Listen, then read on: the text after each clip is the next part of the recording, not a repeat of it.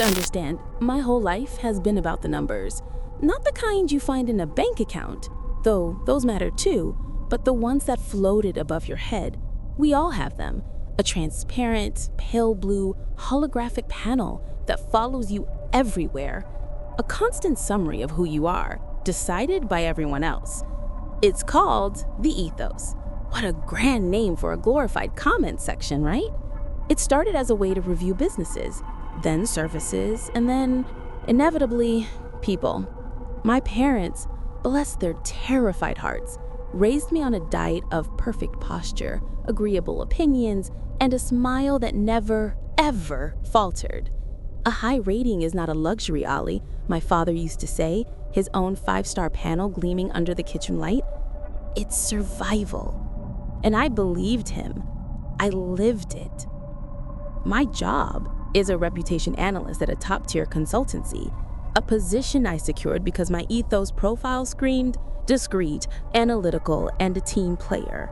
My days are spent in sleek, minimalist offices, sanitizing the digital footprint of the wealthy and influential. I am a digital ghost, erasing an unfortunate tweet, burying a 1-star review, or spinning a PR nightmare into a tale of personal growth. It's a fitting job for someone terrified of making any history of her own.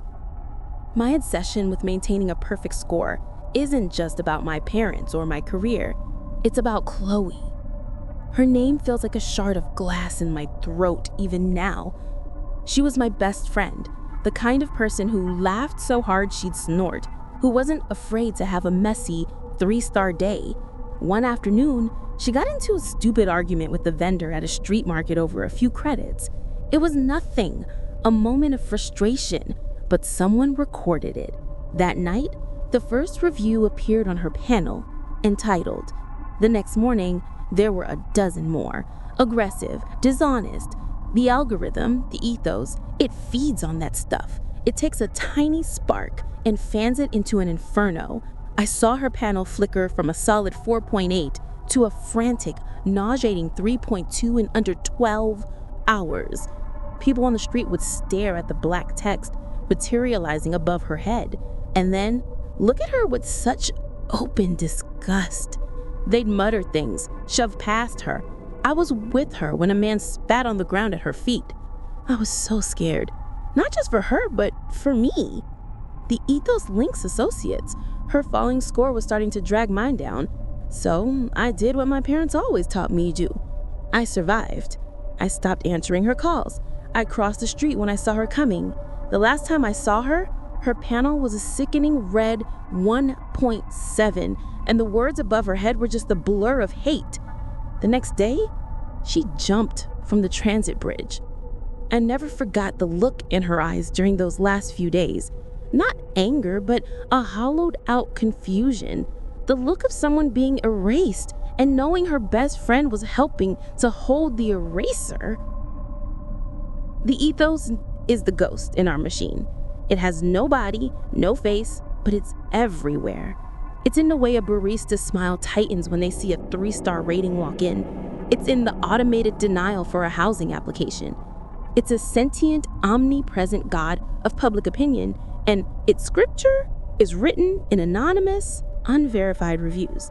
The panels it projects are its pulpits. They have this sickly, pale blue glow, and the black text that scrolls across them is in a font that feels both sterile and judgmental.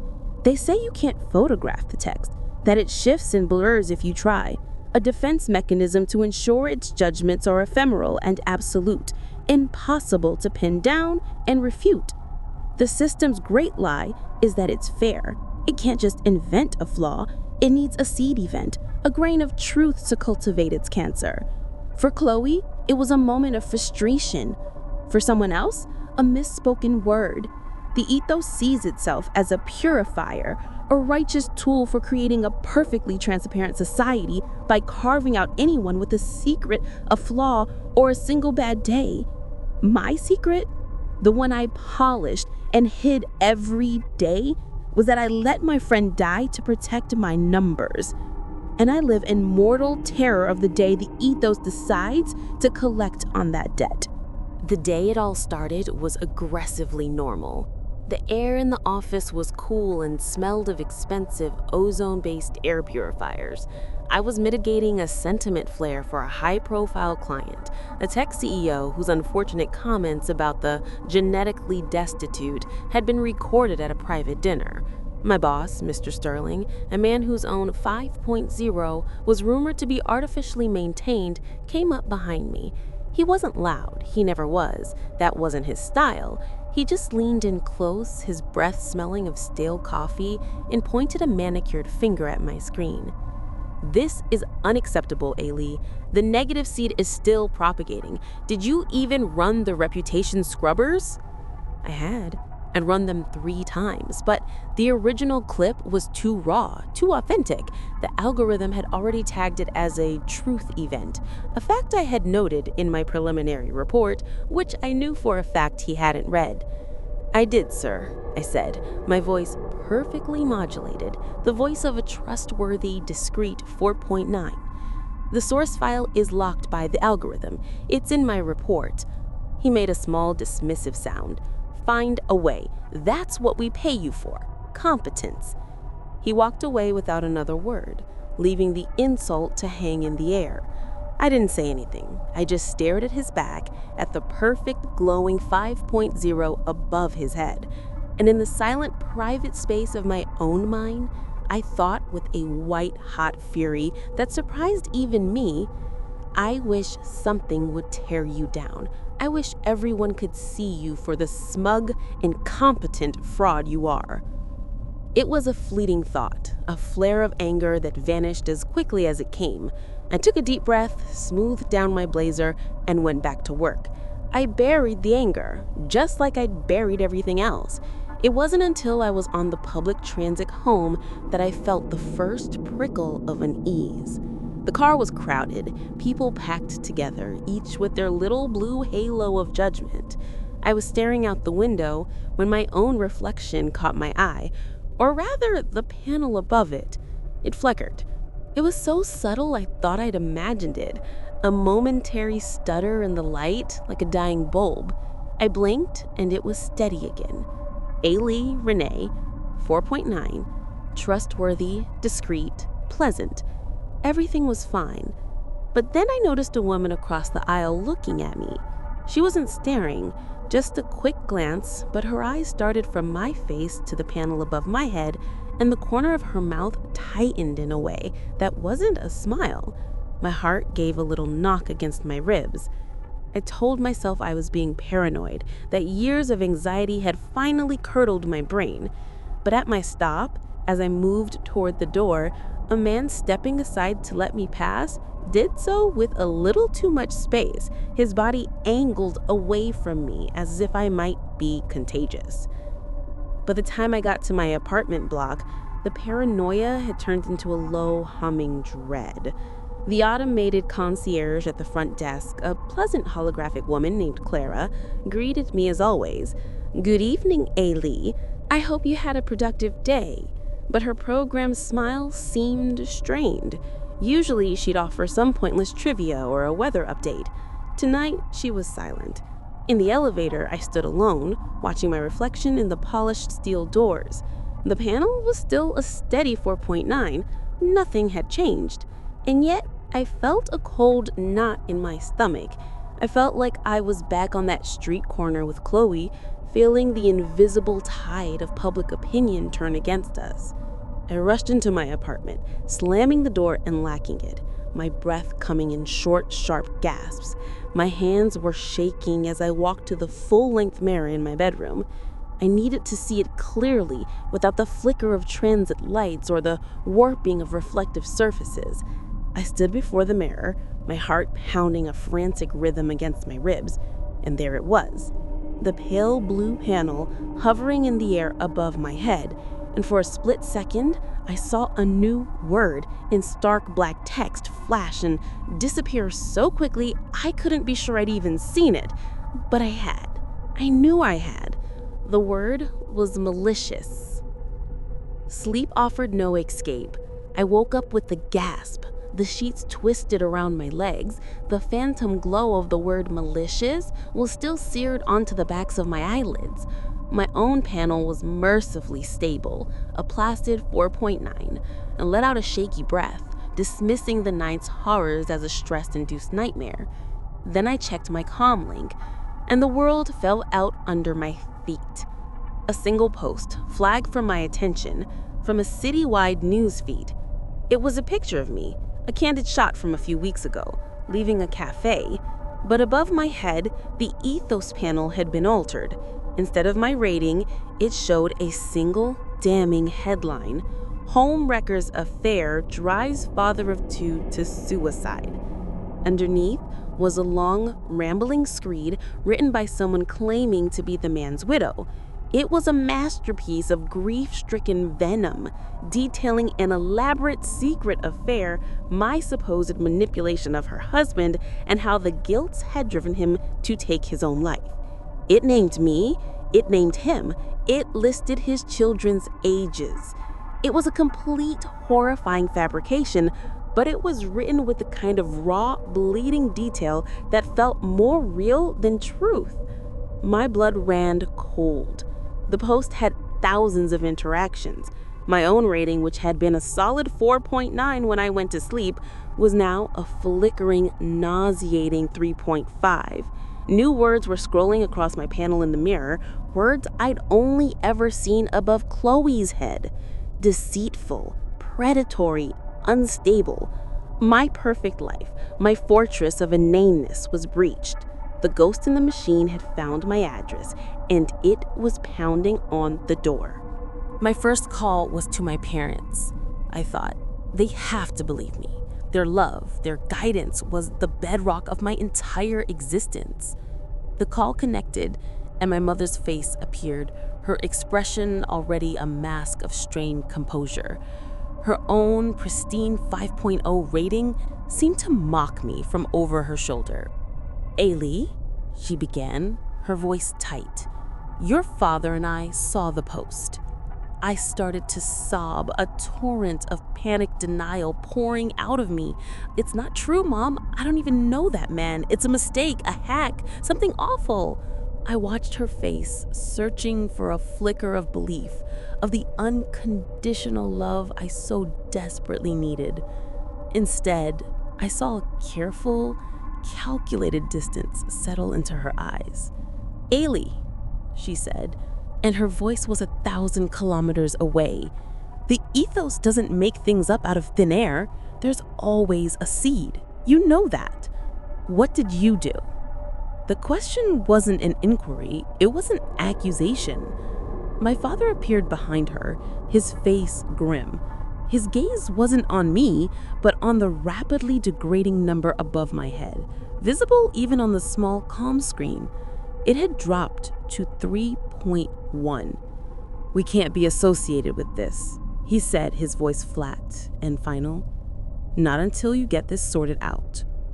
The call ended. I was an orphan. I spent the next few hours frantically navigating the automated channels of the Ethos Correction Bureau, my fingers flying across my screen. Each attempt was met with the same circular logic. To dispute a claim, please provide verifiable evidence of its falsehood. How do you prove a negative? How do you provide evidence of something that never happened? It was a digital labyrinth with no exit, designed to make the accused exhaust themselves into submission. The next day, I went to work, or I tried to. My keycard was denied at the office's main door. A message flashed on the security panel. "Access revoked pending HR review." Through the glass, I could see my colleagues. They glanced at me, then quickly looked away, their own blue panels gleaming with untouchable purity. Mr. Sterling appeared, walking toward the door, not with anger, but with the look of profound, almost pious disappointment. He didn't even speak to me directly. He just shook his head slowly, a silent, damning verdict, and tapped a sequence on the door, locking it from the inside. My rating was now a 2.4. I was radioactive. I wandered the city's streets, a ghost at my own funeral. The city, I knew, a place of polite nods and anonymous courtesy, had become a hostile landscape. People gave me a wide berth, their faces a mixture of contempt and fear. A mother pulled her child closer as I passed. A vendor I'd bought coffee from every morning for 3 years turned his back when he saw me coming. The low hum of the city now sounded like a collective whisper, and every whisper was my name. Desperation is a kind of madness. It strips away reason and leaves only raw, screaming instinct. I ended up at the City Hall Plaza, the heart of the metropolis, where a giant holographic sphere displayed the day's top-rated citizens. I got onto the central platform and I started screaming. I screamed my innocence to a crowd of strangers, my voice cracking with tears and fury, a wild woman proclaiming a truth that no one wanted to hear. They just stared, their faces illuminated by the sick blue light of their panels, watching my number tick down with every frantic word I spoke. 1.9, 1.8, 1.7. I was becoming Chloe. There was only one place left to go. The source, the brain. The ethos tower pierced the sky like a shard of black glass, a monument to the cold, sterile god that ruled our lives. I had nothing left to lose. My apartment leaves had been digitally voided that afternoon. My bank accounts were frozen. I was a non-person. Using my analyst knowledge of the city's network vulnerabilities, the digital back alleys used to bury inconvenient data, I found a maintenance conduit that ran directly into the tower's sub-basement. It was a point of no return. I was no longer a victim trying to clear my name. I was a criminal, trespassing, cementing my own guilt in the system's eyes. The inside of the tower was silent, cold and vast. It wasn't an office building, it was a temple. Endless white corridors stretched into the distance. The only sound, the faint electrical thrum of the servers that housed the city's collective soul. There were no people, only automated security drones that glided past, their optical sensors ignoring me. My rating was now so low, I was beneath their notice. I was just digital refuge. I found my way to the executive levels. The CEO's office was at the very top, a panoramic chamber with floor-to-ceiling windows that looked out over the entire sprawling metropolis. He was sitting behind a large, empty desk, a man named Elias Vance. He wasn't what I expected. He was young, with a calm, serene face and a perfect, unwavering 5.0. He looked up at me as I stumbled into his office, not with surprise, but with a kind of gentle pity, like a doctor greeting a terminal patient. "Ailey Rune," he said, his voice soft. "I was wondering when you'd arrive." "I had to stop this," I sobbed, the words tumbling out of me, raw and broken. "It's a lie. I didn't do it. Your machine is broken. It's ruining my life over a lie." I stood before him, a wild, disheveled creature, my panel a ghastly, flickering red 1.2. He didn't move. He just watched me, his expression unchanged. "The ethos is not broken, Ailey," he said calmly. "It is merely a mirror. It doesn't create, it reflects. It requires a seed of truth. Your outrage, your denial, it feels very genuine. But the algorithm is perfect. It found the seed." He gestured to the air in front of me. "You demand evidence? The ethos will provide." And then the world dissolved. The panoramic view of the city behind him warped, the glass darkening into his screen. And on that screen, and on every reflective surface in the room, a memory began to play. My memory.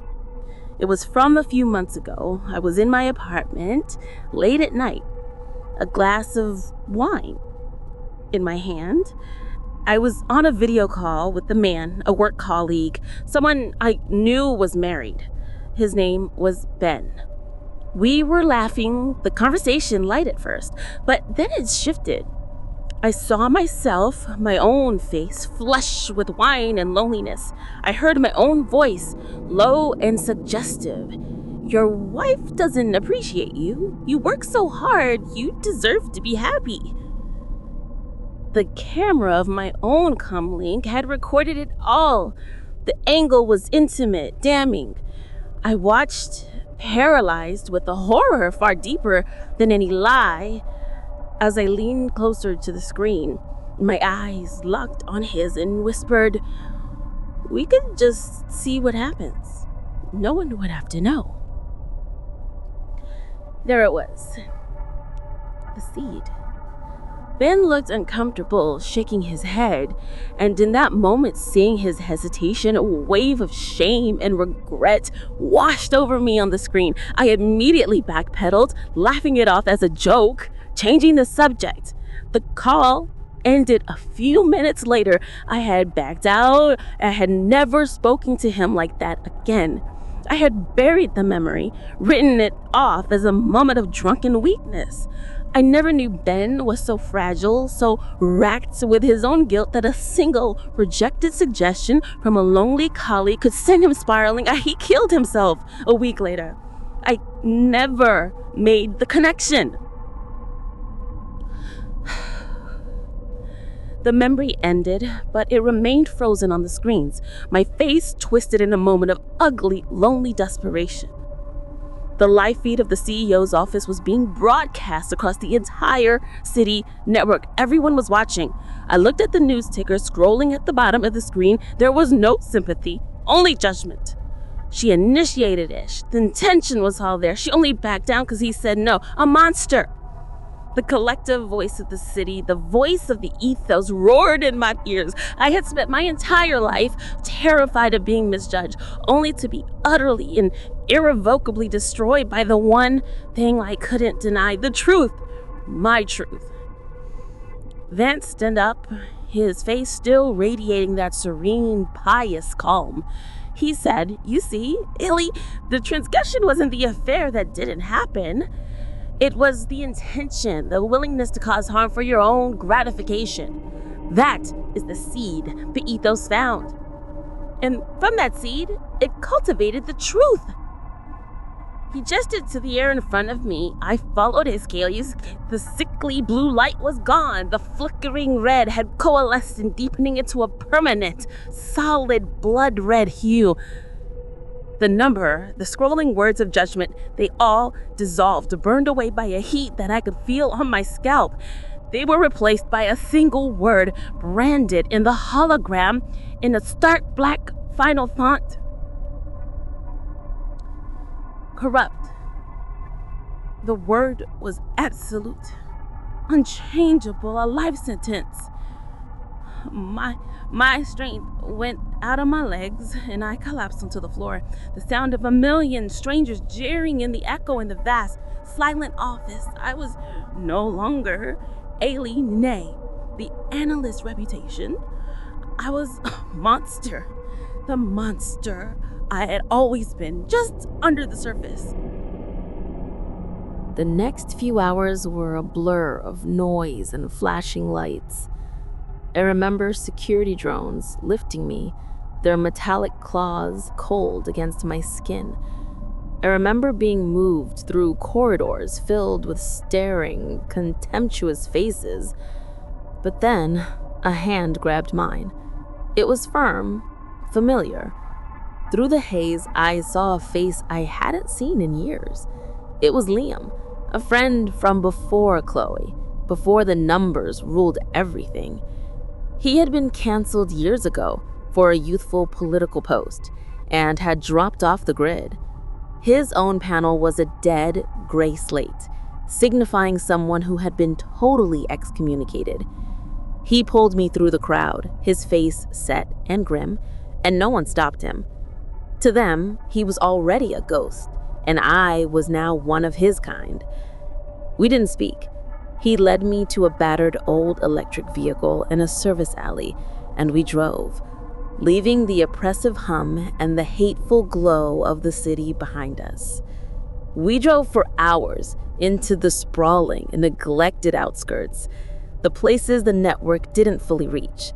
He found me a small room in a rundown apartment block where the occupants were mostly gray slates like him, people with dead panels living in the shadows. But my panel wasn't dead. It was vividly, horribly alive. It cast a constant red glow on the walls of my small room, a perpetual sunset of my shame.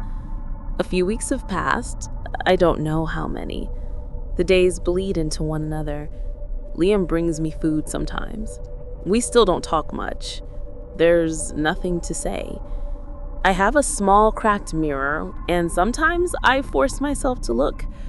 I see my own tired face, and above it, the unwavering red panel. Corrupt. It doesn't flicker, it doesn't update. It's a permanent part of me now. It's my new name. I think about Chloe all the time. I finally understand the hollow look in her eyes. It wasn't confusion. It was recognition.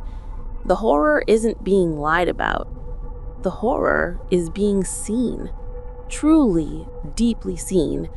For the one flawed, ugly secret part of you that you prayed no one would ever find. You can't escape it. You can't fix it. All you can do is learn to live in the dark with the ghost that was inside you all along. A harmless bit of chatter to break up the soul-crushing monotony of another Tuesday. They're fools. Every last one of them, with their polyester blouses and their sad packed lunches reeking of microwaved fish. They think the gossip that flutters around this office is just noise. They don't understand that it's the real currency here. It's the only thing with any value. My name is Helen, and I'm 57 years old. I've worked at Sterling Price Insurance for 28 of those years. I have a corner cubicle with a dying fern, a title that means nothing, Senior Accounts Coordinator, and a pension that I'll probably be too decrepit to enjoy. I stopped trying to climb the corporate ladder about a decade ago, right around the time I realized the rungs were greased and the whole thing was leaning against the wrong wall anyway. Real power isn't in a title. It's in knowing that Brenda from accounting is putting her discreet lunch with Mark from marketing on the company card. It's in seeing the way young, ambitious Jessica flinches when our boss, Mr. Hemingway, puts his hand on her shoulder and lets it linger just a second too long. It's knowing who is desperate, who is cheating, and who is about to have their whole world come crashing down. This office is my kingdom, and the whispers are my armies. I don't do it to be cruel. Well, not only to be cruel, I do it to feel like I'm still here. When you're my age in a place like this, you start to become invisible, a piece of the beige furniture. But they see me. Oh, they always see me coming. They smile, a little too brightly, and I can see the fear in their eyes. They're wondering what I know. And that, right there, is better than any promotion they could ever offer me. My goal, every single day, is to remind them that I exist. You probably think I'm a monster, a bitter old woman poking at other people's lives because my own is so empty. And maybe you're right. But you don't know what it's like to be on the other side of the whisper. You've never felt the silence that falls over a room when you walk in, the sudden shift in the air thick with words that were just spoken about you.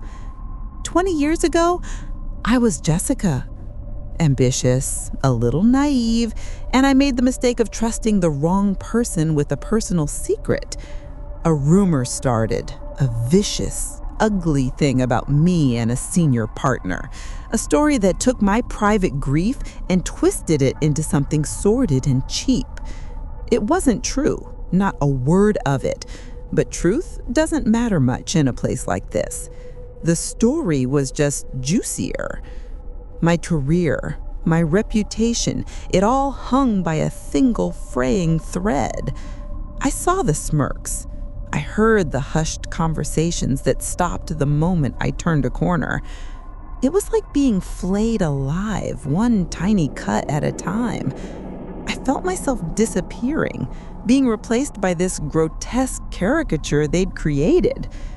I survived, barely, but I learned the most important lesson of my life in that crucible of whispers. You either wield the weapon or it gets used on you. There is no in-between. So I picked it up. I learned to listen, to watch, to see the cracks in people's carefully constructed masks. My cruelty isn't just for sport. It's a shield. It's the wall I built around myself, brick by ugly brick, to make sure no one could ever make me feel that small or that powerless ever again. It's my guarantee that I will never, ever be the subject of the story. I will always be the one telling it. It started the day I ruined the intern, Mindy. A quiet little thing, always staring with those wide, intense eyes that seemed to see right through you. She was too competent for her own good, and frankly, her silence was unnerving. So I gave her a story. I painted a picture for Brenda over lukewarm coffee, a few carefully chosen words about Mindy snooping through personnel files, a hint of corporate espionage. It was a masterpiece of implication, and it spread like wildfire. By noon, Mr. Hemingway had called her into his office. She came out with her face pale and blotchy, eyes swimming in tears. She packed her box and left without a word, but not before her gaze found me across the cubicles. It was just for a second, but it was heavy. I felt a delicious little thrill. I'd won. Later that afternoon, Brenda stopped by my desk, her eyes light, hungry for more. "So, did you hear of their pressing charges?" she asked, her voice a conspiratorial whisper. The lie came easily, a smooth, practiced thing. "Oh, absolutely," I said, leaning in, savoring the moment. Apparently, she was selling secrets to our biggest competitor, Axiom. As the words left my mouth, a strange sensation bloomed. It felt like a shot of Novocaine, a pins and needles numbness that spread across my lips, making them feel thick and foreign. The last few words felt clumsy, like my tongue was too big for my mouth. I touched my lips with my fingertips as Brenda walked away, satisfied. They felt normal. The feeling faded as quickly as it came. I brushed it off. Too much coffee, not enough water. That's all. That night, I stood in front of my bathroom mirror, going through the familiar ritual of removing my makeup. The fluorescent light of the vanity is always unkind, but tonight it seemed particularly cruel. Something was wrong with my mouth. I leaned closer, my heart giving a sudden hard thump against my ribs. My lips looked puffy, swollen, like I'd had a bad reaction to some new lipstick. But it was more than that. The delicate curve of my cubist bow, the little dip in my upper lip was less defined. It was smoother, flatter, as if an artist had smudged the lines of a charcoal drawing with a thumb. I ran my tongue over my lips. The skin felt strangely slick and rubbery, lacking its normal texture. A cold dread, slick and oily, began to seep into my bones. This wasn't an allergic reaction. This was a distortion. It was subtle, so subtle that anyone else might not even notice. But I knew my own face. I saw it every single day, and the face staring back at me was beginning to look like a stranger's. I splashed my face with cold water, scrubbing at my mouth as if I could wash the wrongness away. But when I looked up again, it was still there. A quiet, horrifying little change that made no sense at all. I went to work the next day with my mouth painted in the brightest, most distracting shade of red I owned, a garish shield. I told myself it was nothing.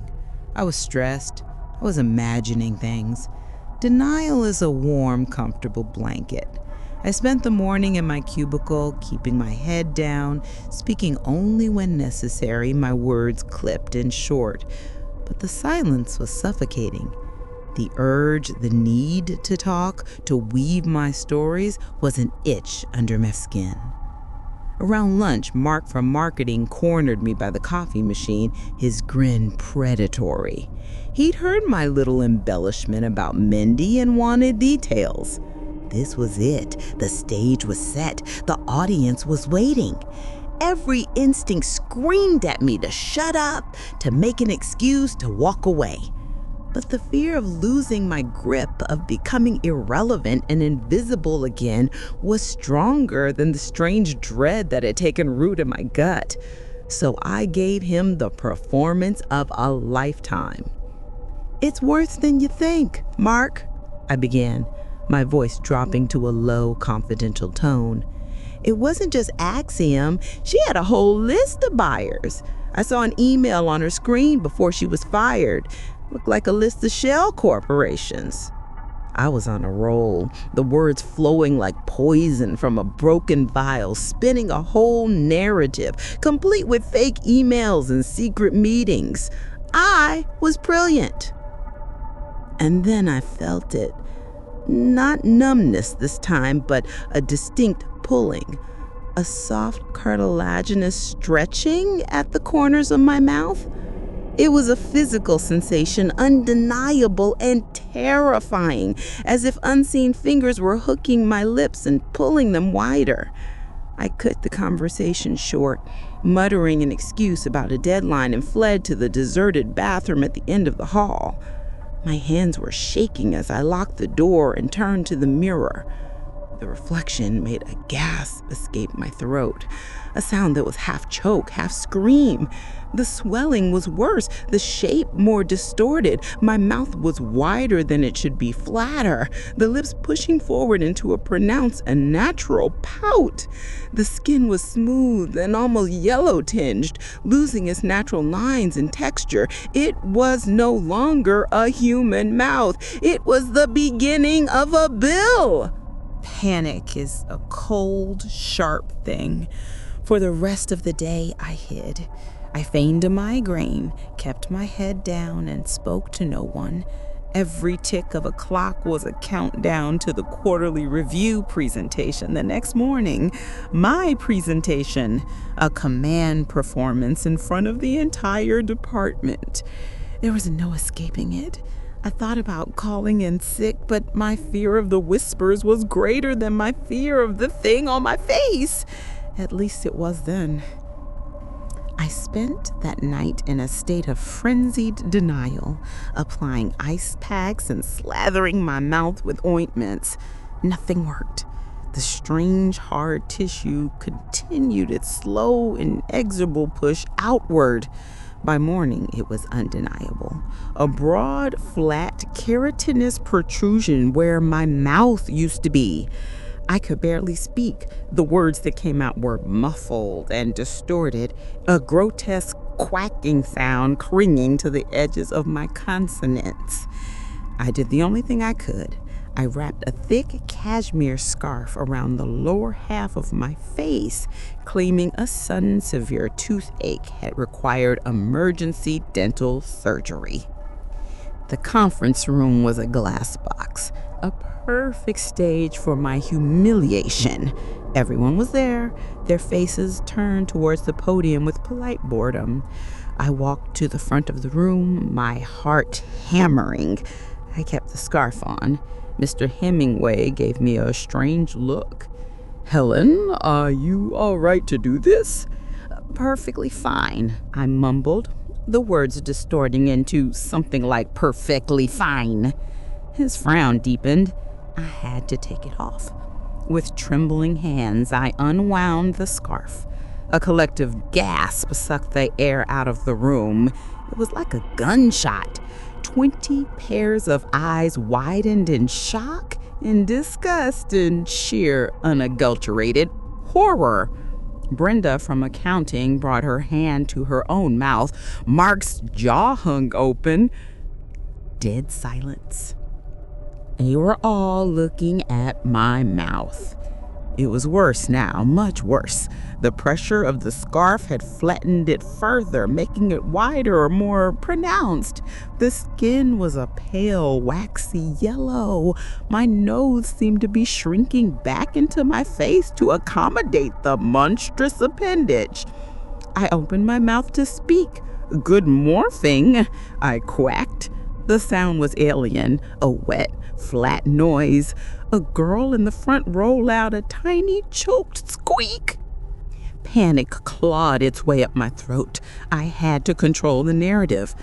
"I apologize," I stammered, each word a painful, deformed thing. "I seem to be having a severe allergic reaction."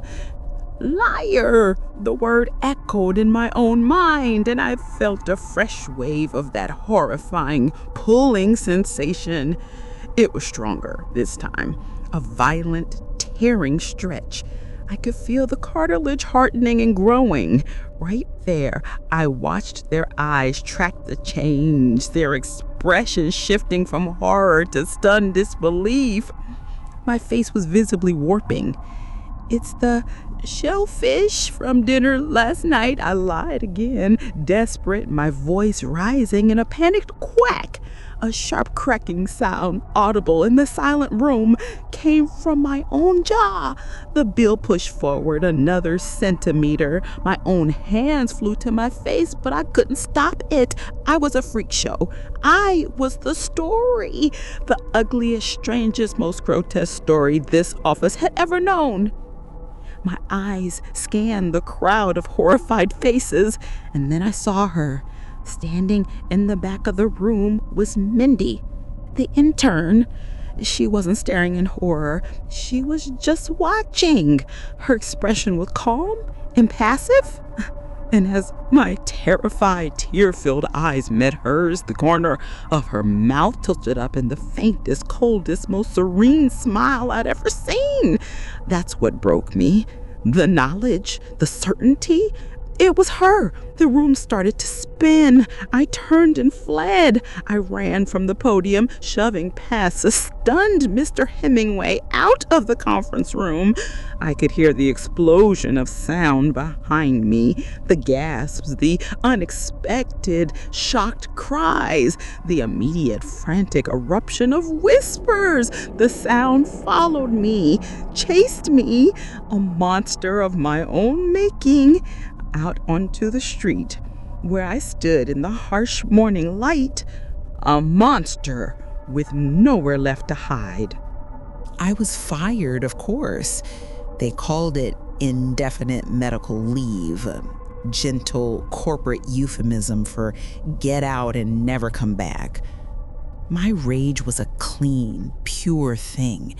It burned away the fear and humiliation, leaving behind a single hard point of focus. Mindy. She had done this. She had turned me into the very thing I'd spent my life searing. She had made me the freak in the story. It wasn't hard to find her. A little digging online, a few social media breadcrumbs. I drove to her apartment that night, my monstrous face hidden by the darkness. I didn't have a plan. I only had the blinding, all-consuming need to make her pay. I broke down her door. She was there, in her small, neat living room, surrounded by strange-smelling candles and little bundles of herbs. She didn't look surprised. She just looked sad. "It didn't have to be this way," she said, her voice quiet. "You could have just stopped.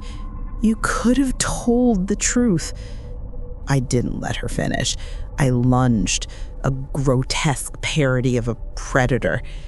It was a flurry of violence, ugly and desperate. And then it was over. She lay on the floor, still, her unnervingly intense eyes finally empty.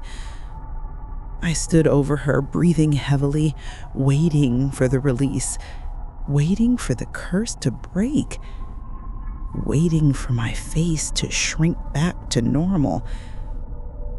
Nothing happened. I stumbled to her bathroom and stared at my reflection. The same grotesque yellow bill stared back, the same distorted, monstrous face.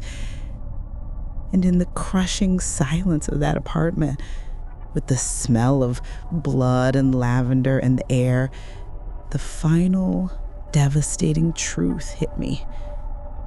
My rage, my final act of malicious control had not saved me. It had damned me. Only Mindy could have reversed the curse, and I had just destroyed my only hope. My fate was sealed. I'm telling you this now from a small, rented room in a town you've never heard of.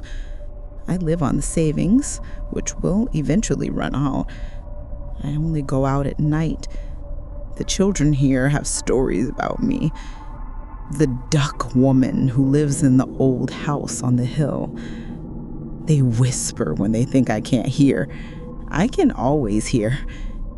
My life used to be about the power of words, about shaping the world with the whispers. Now I am trapped in silence. It is difficult to eat. It is nearly impossible to speak. All I have left is my reflection, a permanent, physical manifestation of my own inner ugliness. I was so terrified of being exposed, of becoming the subject of the gossip. I see now that was the wrong fear. The real horror, the true curse, is this profound, absolute irrelevance.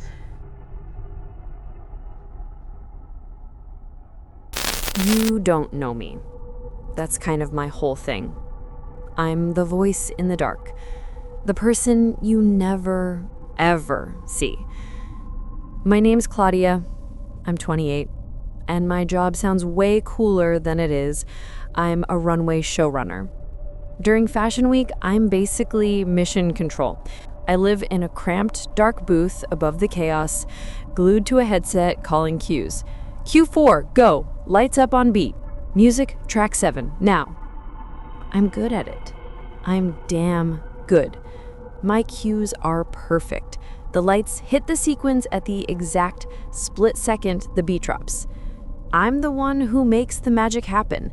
I make those 6-foot-tall goddesses look like they actually descended from Olympus. And then I watch them.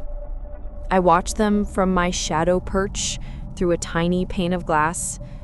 They walk through the light I create, wearing clothes that cost more than my car, and they just glow. They radiate this power. You can't understand what it's like watching that much effortless, perfect beauty, knowing you're the rumpled, stressed-out troll in the booth making it all happen. My goal? My real goal, the one I've never said out loud. I just want to be them. I want to be the one walking in the light. I want people to see me. I want them to gasp. Just once. Look, it's not like my life is terrible, That's the twisted part. I have a great family. Seriously. My mom calls me every night just to ask what I ate for dinner. My brother still sends me the dumbest memes, and they actually make me laugh. They love me. They think I'm smart and funny and so capable, but their love, it feels like a consolation prize. It's like they're loving a different person. They don't see this. They don't see the way the models look right through me when I have to go backstage. I'm just headset girl, the obstacle, the help. Yesterday was the last straw. I was under a console checking a cable, and I guess they didn't know the comms were live. 2 of them, the big ones, were laughing. One of them said, and I'm not making this up, "God, can you imagine having to wake up as that?" The other one, the one on the Runway magazine cover this month, she didn't even pause. I'd literally kill myself. I just stayed there, under the table, until they left. I didn't even cry. I'm way past crying. It was just this cold, hard click inside my chest. My mom says I'm beautiful. My dad says I'm his smart girl. But it doesn't count. Their love is for the inside. It doesn't fix the outside. When you've spent your entire life being the before picture, the funny friend, the one they playfully mock, you stop believing in the quiet, supportive kind of love. It feels like pity. I don't want their pity. I want adoration. The loud, stupid, public kind. The kind that makes you powerful. The kind that makes you real. I finished the show. I made them look like goddesses, just like always, and as I was packing up my gear, alone in the dork booth, a voice right behind me whispered, "I can give you what you want, you know? I can make you perfect." I spun around so fast I knocked my headset off the console. It clattered to the floor, the sound echoing way too loud in the now empty auditorium. "Who's there?" My voice sounded stupidly small. Nothing. Just the hum of the cooling amps and a single sad-looking ghost light on the center of the stage. I flicked on the booth light. Empty. Of course it was empty. I'd been in here for 10 hours. The door was locked. My heart was trying to punch its way out of my ribs. I grabbed my bag, my hands shaking. "Get a grip, Claudia. You're overtired.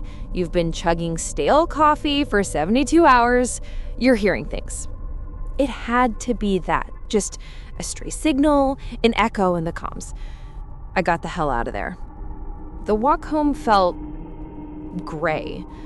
The city was loud, all sirens and traffic, but I felt like I was underwater.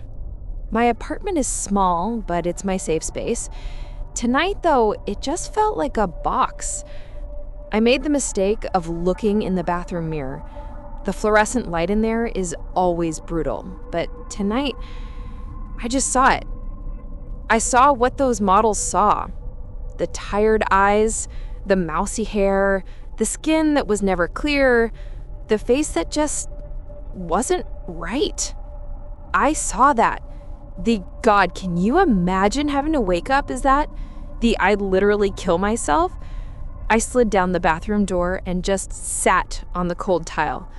My phone buzzed on the counter, a text from my mom. "Hi, honey. Just checking in. I did great tonight, I'm sure. Call me tomorrow. Love you." That's what broke me. Not the model's cruelty. My mom's love. It felt like such a lie. A kindness you give to something broken. Something you feel sorry for. I couldn't take the pity anymore. I couldn't do another 50 years of being the before picture. I went to the medicine cabinet. I had a full bottle of painkillers from when I twisted my ankle last year. I walked into my bedroom, the open bottle in my hand. I wasn't even crying. I was just cold. Done. And the room went white. Not a flashbang white, a sterile, clean white. It didn't hurt my eyes, but it bleached all the color from my room. It smelled sharp, like bleach in cold metal. And he was just there, standing by my dresser. He wasn't a monster. He was perfect. I mean, literally perfect. His suit was sharp, snow white, not a single crease. His face, my God, his face was so symmetrical, it hurt to look at. Not a line, not a pore. He looked ageless. His eyes were bright, crystal blue, but they were like looking at a picture of eyes. There was nothing behind them. He didn't smile. He just tilted his head, looking at the bottle in my hand. That's a very permanent solution to a temporary problem, Claudia. His voice was the same one from the booth, calm, smooth, and cold. I just stared. I couldn't move, couldn't breathe. "You heard me," he said. It wasn't a question. "You are in so much pain.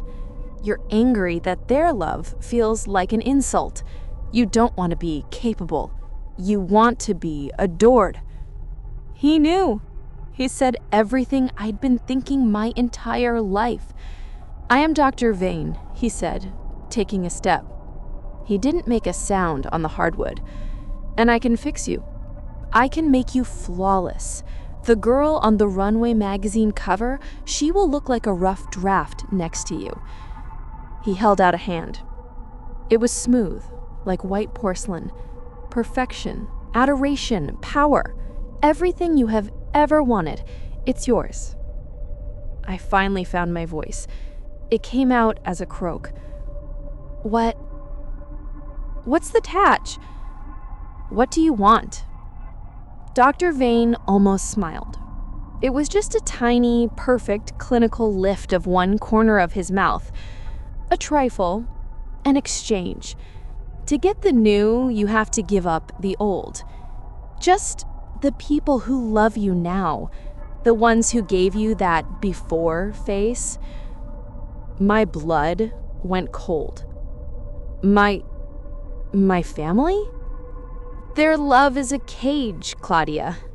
It's keeping you capable. It's keeping you this. To become that? He gestured to an invisible, perfect future. You must be free of it. And there it was, the choice. Decades of being the funny friend, the smart girl, the that, or everything I'd ever dreamed of.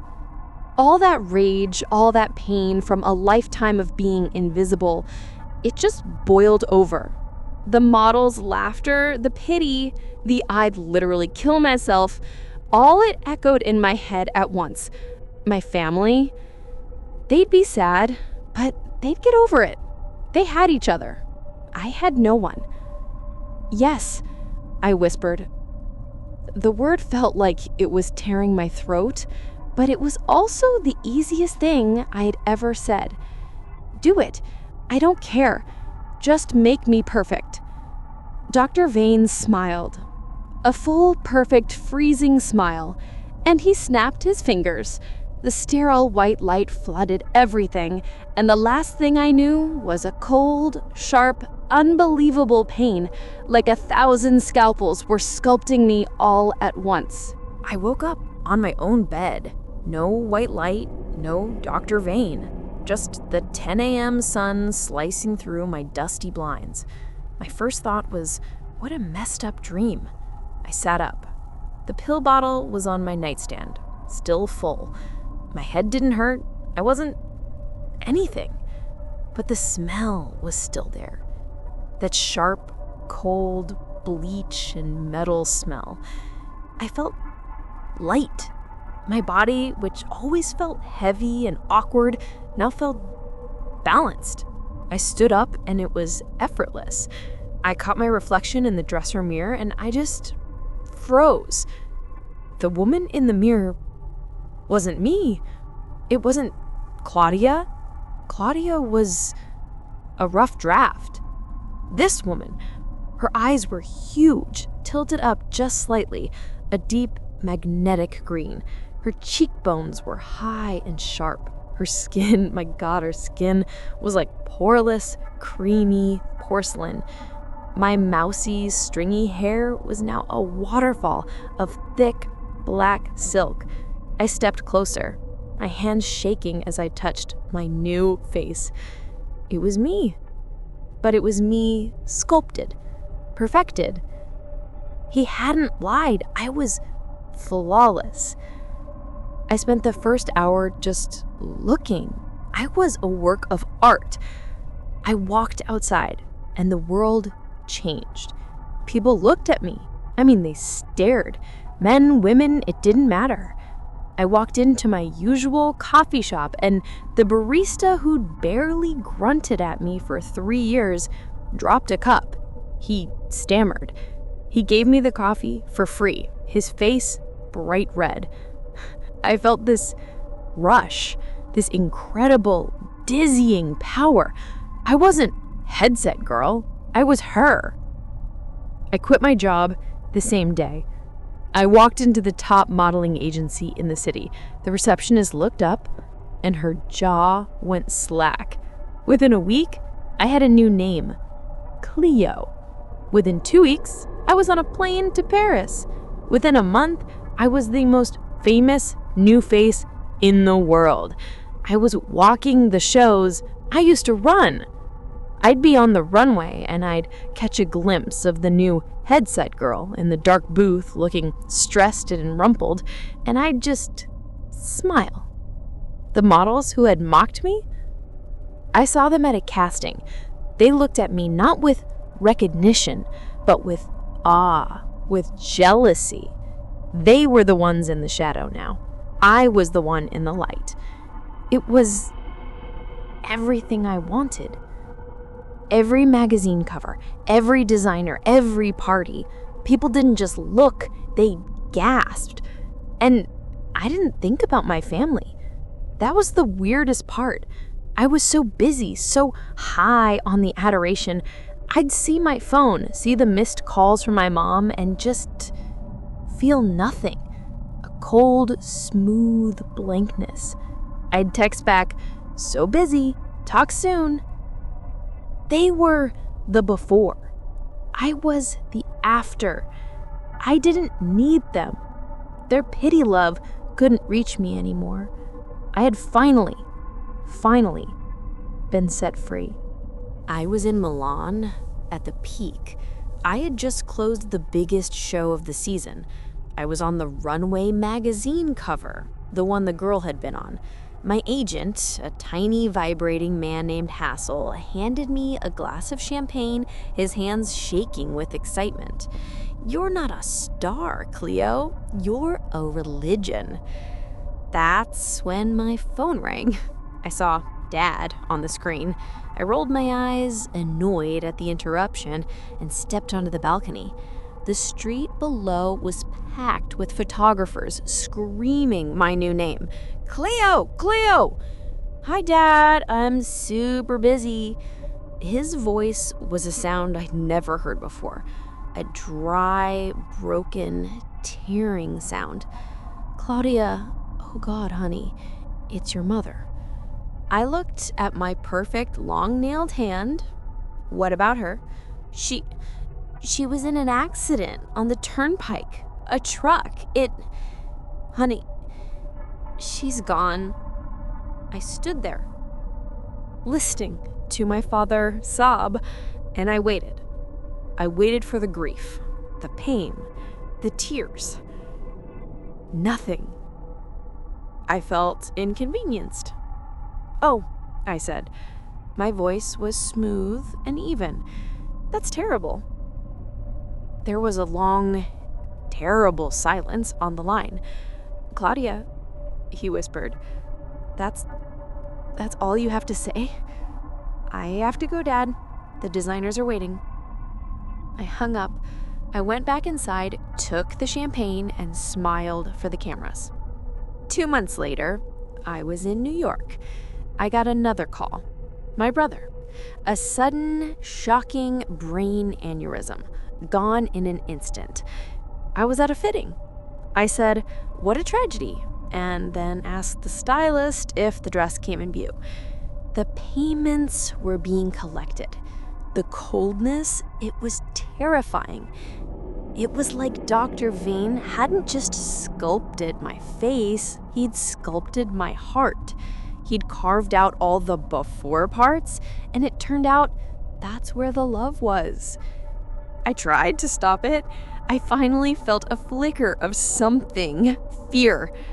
I was in my new penthouse apartment, all white walls and glass overlooking the entire city. It was sterile, cold. It smelled very faintly of bleach. "Dr. Vane!" I screamed. "I know you're here. Take it back." He appeared by the window, silhouetted against the skyline. Still perfect, still cold. "I don't understand," he said, tilting his head. "You are the most adored woman on earth. You have everything you wanted. You're killing them," I shrieked. I want my family." "You gave them up, Claudia. You were very clear. You didn't want their pity. You wanted this. An exchange is an exchange, and the account is almost balanced." "No, please." I ran at him. My hand went right through him, like he was made of cold smoke. "Stop it. What's left?" He looked at me, his blue eyes holding nothing. "Just the last of the old you." I knew. My dad. I ran. I dropped everything. I grabbed my keys, raced to the airport, bought a ticket. I flew home, my heart, for the first time in a year, trying to hammer its way out of my chest. I got to the house. It was dark. An ambulance was parked at the curb, its lights off. A paramedic was zipping up a black bag on a gurney. "No, no," I whispered. "Ms.?" the paramedic said, looking up at me. He didn't recognize me. Why would he? Sorry, miss, are you a relative?" "That's my father," I choked out. He just looked at me. "I'm sorry, miss, but Mr. Aris had no other family. His wife and son passed recently. His daughter, Claudia, she died in a fire in New York about a year ago." My blood stopped. I grabbed his arm. "What? No! I'm Claudia. I'm right here." He pulled his arm away, looking at me like I was insane. "Ma'am, please, we have to go." They loaded him into the ambulance and drove away. I stood on the lawn of my empty childhood home. I didn't just lose them. He erased me. The pact wasn't just my family for my new face. The price was me. Claudia, the girl they loved. In the world's memory, the capable, funny girl had died. And this thing, Cleo, was born. I live in the penthouse. It's vast, silent. My agency thinks I'm eccentric now, a recluse. It just makes them want me more. I have everything. I'm 29, the highest paid model in history. My face is on every billboard. My body is worshipped. And I am completely, agonizingly, finally alone. My apartment walls are covered in my own covers. The Runway magazine, Elle, Harper's, me. A million perfect, dead-eyed versions of myself staring back. My phone buzzes constantly. It's on the white marble table, 100 feet away. I don't look. It's just agents, designers, celebrities, strangers. All of them telling Cleo how perfect she is. I wanted adoration. and I got it. But it turns out adoration is just noise from people who don't know you. I wanted love, and the only people who ever gave it to me, the only ones who loved Headset Girl, the ones who loved me, I traded them. I was so afraid of being worthless, so terrified of being invisible. I go to my bathroom. The mirror is a mile high. I stare at the perfect face, the flawless skin, the symmetrical eyes. This is my final, expensive, perfect body, and I am the most famous, most beautiful, most desired woman in the world, and there is not a single person on earth who knows my name.